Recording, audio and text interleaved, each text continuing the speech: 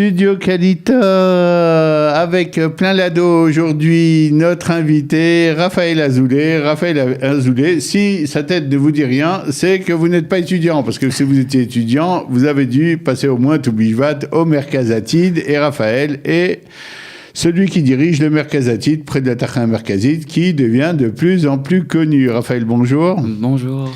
Raphaël, on va parler un peu de toi, on va revenir, on va pas jeter le Merkazatid directement en rentrant dans le détail, on va en parler progressivement, tu vas nous raconter un peu qui tu es, d'où tu venais, comment tu es arrivé en Israël d'abord, et puis petit à petit on va se diriger vers les activités actuelles. Alors, qui es-tu ?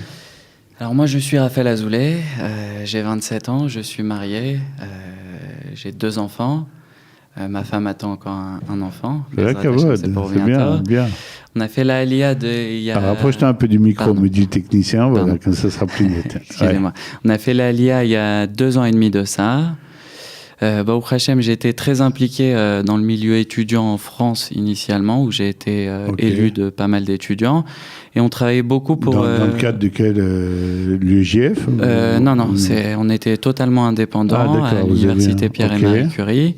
Et on organisait justement pour les étudiants juifs des Shabbatot pleins, des shiurim avec des repas.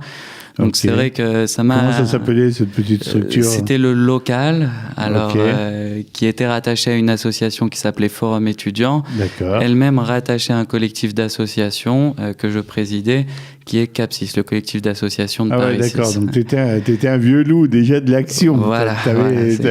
Donc tu as étudié quoi là-bas ? Alors j'ai étudié les mathématiques, des mathématiques fondamentales pour ensuite déboucher sur de la finance, que j'ai arrêté parce que j'ai rencontré ma femme et que j'ai décidé de plus perdre de temps. Et qu'elle n'était pas très finance. Un petit peu moins, mais surtout quand on avait envie de se marier et il y avait moins de temps à investir dans les études. Donc quel a été ton parcours à partir de ça ? Donc à partir de ça, j'ai commencé à travailler 4-5 ans en tant que consultant pour les entreprises en France, et j'ai fait l'Aliyah donc il y a 2 ans et demi de cela. Ça faisait à peu près 2 ans que j'avais arrêté tout ce que j'investissais pour les étudiants. C'est vrai que c'était difficile. Il faut que tu as pris le rythme. Voilà, et Baruch Hashem, les portes se sont ouvertes. D'ailleurs, j'en profite pour remercier Lali et Michael, Lali Dere et Michael Ben Admon, qui m'ont ouvert ces portes-là pour pouvoir continuer sur comment ils t'ont trouvé cette passion. Ils ont passé une annonce Comment ils m'ont trouvé ? Moi, j'avais un ami à moi qui habitait dans les appartements qui sont à la disposition des jeunes au Merkazatid. Donc, il y a 3 appartements de 2 garçons et 1 de filles, et j'avais des amis à moi qui y habitaient suite à leur Aliyah. Donc c'est un petit peu un tremplin pour les jeunes. Quand ils arrivent, ils ont où dormir, où loger pour pas très cher, et ça leur permet justement de pouvoir avoir un pied-à-terre en arrivant ici, entouré d'autres jeunes qui sont dans leur situation. Donc moi j'avais des amis là-bas, et effectivement du coup j'ai accroché un petit peu avec les jeunes de là-bas, et de fil en aiguille, Baruch Hashem, depuis septembre, je m'occupe du Merkazatid, et je peux continuer à donner comme j'ai pu le faire jusqu'à aujourd'hui. Alors, on va bientôt rentrer dans les activités du Merkazatid, même sur ton approche, comment tu fais pour essayer d'attirer les jeunes, etc. Moi, c'est un truc qui me passionne toujours, comment les gens de terrain, moi je suis très terrain, et les trucs philosophiques, j'aime beaucoup si ça mène à l'action, un peu comme disaient nos sages pour l'étude de la Torah et tout, l'étude de la Torah qui mène à l'action, c'est ce qui nous intéresse. Mais avant, je vais revenir un tout petit peu sur toi, un peu sur ton approche. Comment, à l'époque, quand tu as voulu faire finance, quand même, c'est mathématiques, pour faire de la finance, c'est un monde qui t'attirait quand même. Tu as quelques bitcoins de côté malheureusement. Mais bon, ne regardez pas. On va parler finance tout à l'heure en coulisses. Et comment on arrive, même pendant les études, il faut avoir quand même une sacrée motivation, parce qu'en général, quand on est étudiant, on a envie de se plonger dans ses études, de bosser, etc. Et là, ces trucs d'étudiants, c'est très prenant. Ça commence toujours en petit. Et ensuite, tu es aspiré par la SIA, par le fait de faire des choses. C'était pas évident. Pourquoi toi tu t'es mis un peu en front comme ça Alors ça c'est parce que je vous l'ai pas dit, mais j'ai commencé encore plus jeune en réalité. Ah oui, non, en fait, dans mon ancienne école, j'accompagnais à tous les Shabbat pleins qu'on organisait avec mon école pour toutes les écoles, que ce soit garçons ou filles, peu importe les âges, au Zaratora. Donc Créteil, c'est ça. On organisait à peu près 3 Shabbats par semaine. Donc 3 Shabbats par semaine, j'étais pas à la maison. J'étais en accompagnement de mes rabbanim et je m'imprégnais beaucoup de tout ce que je voyais et de tout ce qu'ils pouvaient apporter aux enfants. Et le fait de m'en être imprégné, je voulais aussi pouvoir l'extérioriser et le donner à d'autres. Je reviens sur les données. 3 Shabbats par mois, tu faisais ça 3 fois sur 4? Voilà, c'est ça. Ah ouais, c'est intense. Tes parents, ils étaient cool. Tranquille. Ils savaient que j'étais encadré par ceux qui par des rabbanim, etc. Mais quand même, 3 Shabbats sur 4, c'est pas évident. Ça m'a permis de beaucoup avancer et d'avoir ce bagage qui me permet de donner aujourd'hui. Donc c'était, en fait, à peine sevré, t'étais déjà dans les... C'est ça. Et tout petit, déjà, j'avais organisé avec mes copains un petit GAN. En fait, t'as ça dans le sang, quoi, complètement. C'est ça. J'aime essayer d'apporter ce que moi, on a pu m'apporter parce que, au Hachem, je m'imprègne beaucoup aussi de ce qu'il y a autour de moi. Et on est dans un peuple où tout le monde apporte à tout le monde. Et je veux apporter ce qu'on a pu m'apporter jusqu'à aujourd'hui. C'est mon objectif aujourd'hui. D'accord. Donc, tes copains te mettent en contact un peu avec le Merkazatid qui cherchait quelqu'un pour diriger un peu toute cette pays d'août, tout ce qui est en train de se faire là-bas. Et tu vas à un entretien comme ça et ça se passe bien? Ouais, voilà, c'est ça. Je vais en entretien, je parle un petit peu de mon expérience que j'ai pu avoir dans le passé. J'expose un petit peu ma vision du projet à mettre en place. Quelle était ta vision? En quoi elle différait un peu des trucs? Sur quoi tu t'appuies quand tu montes un projet? Sur quoi je m'appuie? Sur l'humain, sur le social. Je suis très proche de tout le monde. Au départ, quand je suis arrivé, on m'a dit voilà, tu vas avoir un bureau. Moi, j'aime pas être dans un bureau, j'aime être avec tout le monde. Et en général, on crée de très belles familles.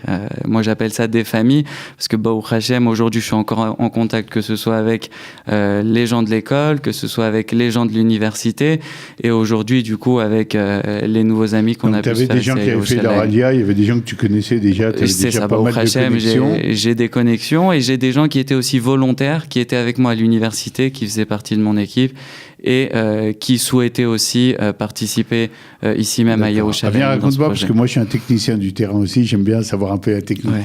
En général, les techniciens du terrain ont une vraie technique. C'est-à-dire, des fois, ils vont se dire, je m'appuie sur 3 types super fiables, par exemple, et je sais que ces bonhommes-là, les partis politiques font comme ça d'ailleurs, si tu vois le Likoud, ils font le Kablan Ekolot, ça s'appelle, qui va nous ramener les voix et les bits pagdip, et en fait, ils savent répartir le travail, ils ont un contact assez balèze.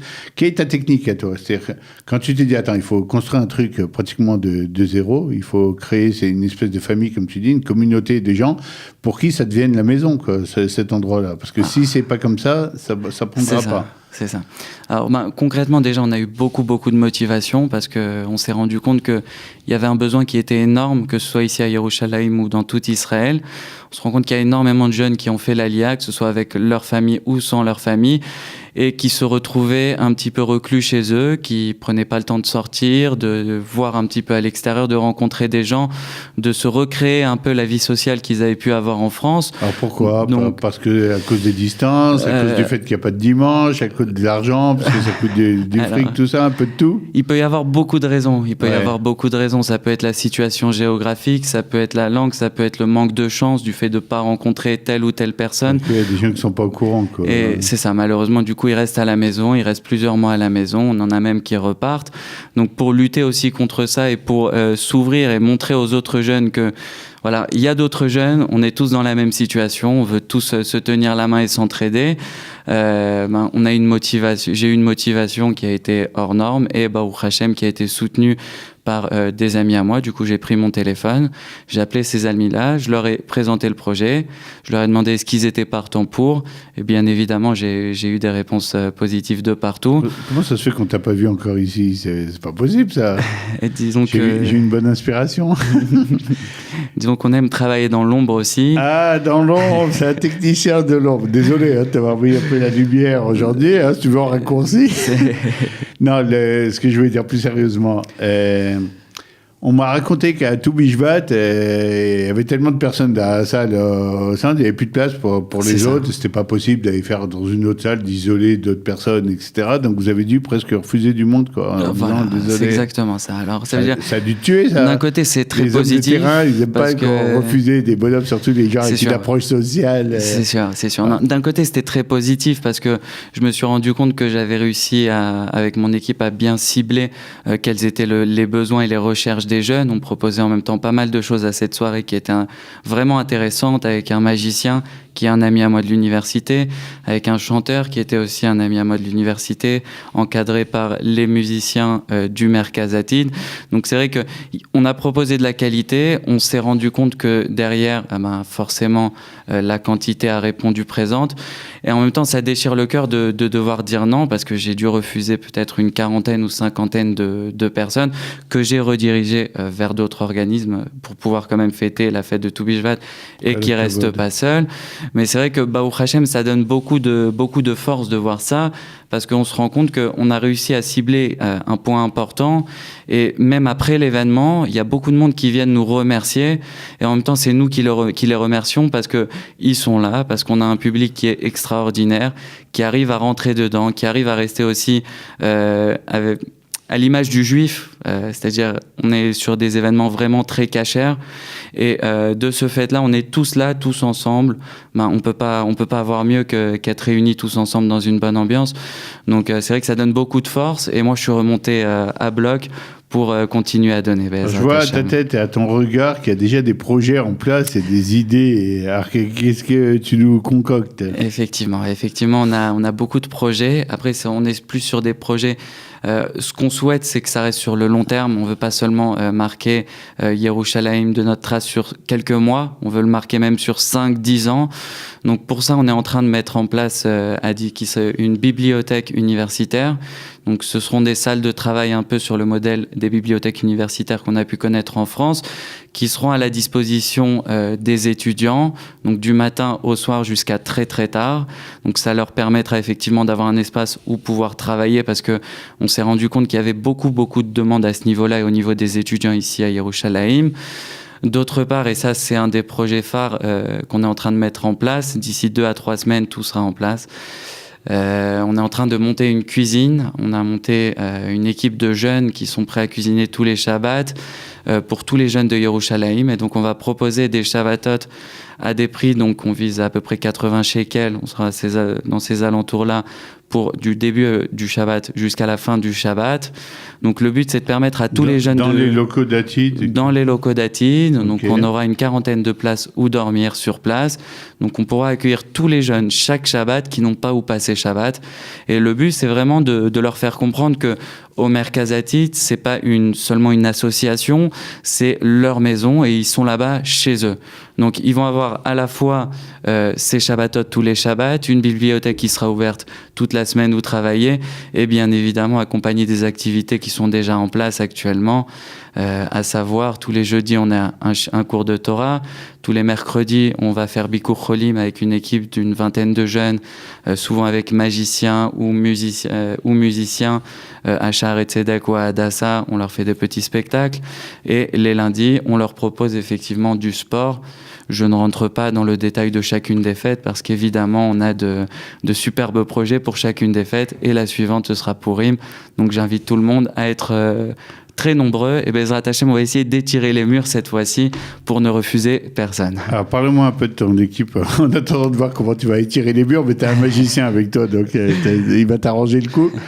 Dès qu'il transforme les bitcoins de 10 € en 100, tu m'appelles, on viendra faire des affaires avec le magicien. En attendant, tu m'as déjà parlé de cette petite équipe qui a envie de cuisiner. Ça veut dire que ton activité avec ton équipe, ça suscite déjà des vocations chez des jeunes qui disent « Moi aussi, j'ai pas envie juste de recevoir, j'ai envie de donner un peu ».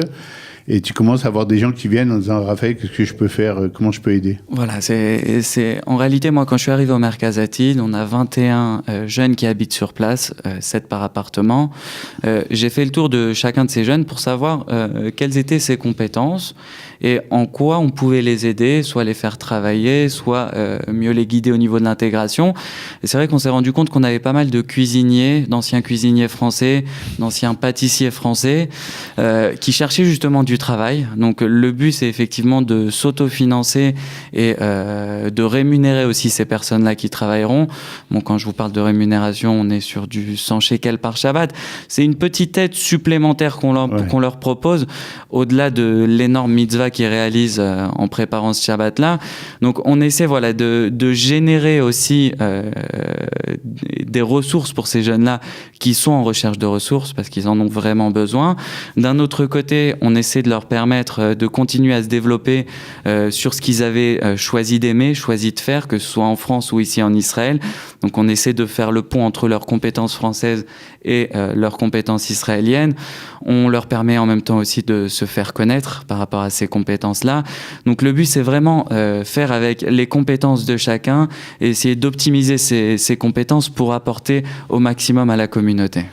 Alors, je vais te piquer un peu avant de la fin, etc. Tu as parlé d'activités très cachères et tout, et tu ne te fais pas attaquer par des gens qui disent « Ouais, mais moi, je ne suis pas religieux, machin. » Vous êtes gentil avec vos activités très juives, très cachères, très machin. Moi, je suis juif, mais je ne suis pas religieux.